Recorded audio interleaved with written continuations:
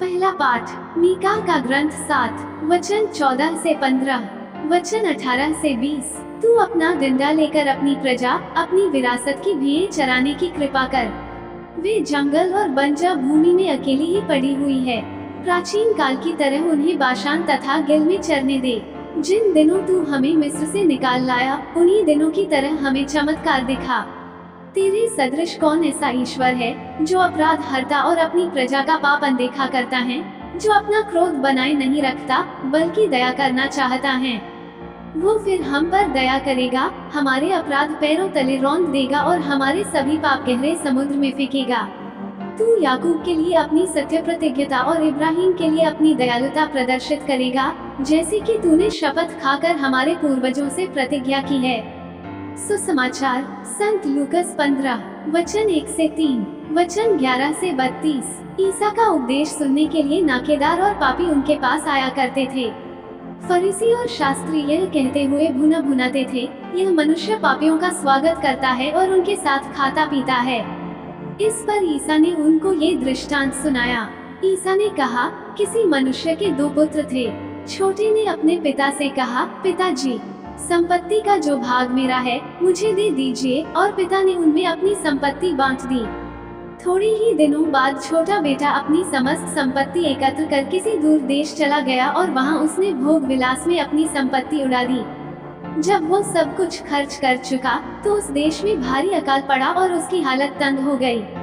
इसलिए वो उस देश के एक निवासी का नौकर बन गया, जिसने उसे अपने खेतों में सुअर चराने भेजा।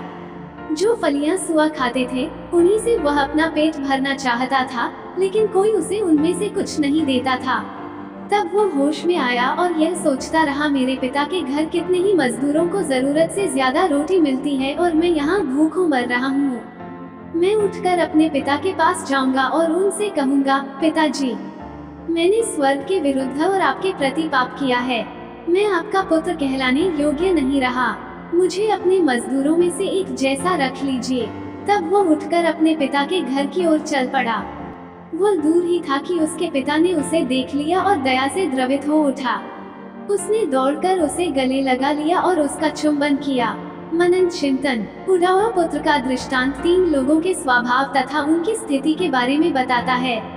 पिता का दोनों पुत्रों के प्रति जागरूकता, सक्रियता तथा बिना शर्त प्रेम ईश्वर का प्रतिनिधित्व करता है।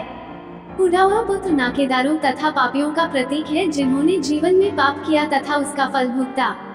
लेकिन उन्होंने अपनी दयनीयता में पहचाना कि वे पापी है। मैंने स्वर्ग के विरुद्ध और आपके विरुद्ध पाप किया है तथा इस स्थिति से निकलने का प्रयास किया। मैं उठकर अपने पिता के पास जा उतरगा। उस जेठा लड़का फरीसियों और शास्त्रियों को चिन्हित करता है। वास्तव में यीशु ने उन फरीसियों के लिए ही ये दृष्टांत सुनाया था। फरीसी और शास्त्री यह कहते हुए भुना भुनाते थे, यह मनुष्य पापियों का स्वागत करता है और उनके साथ खाता पीता है। इस पर ईसा ने उनको ये दृष्टांत सुनाया। फरीसियों और शास्त्रियों ने अपने आप को धर्मी माना।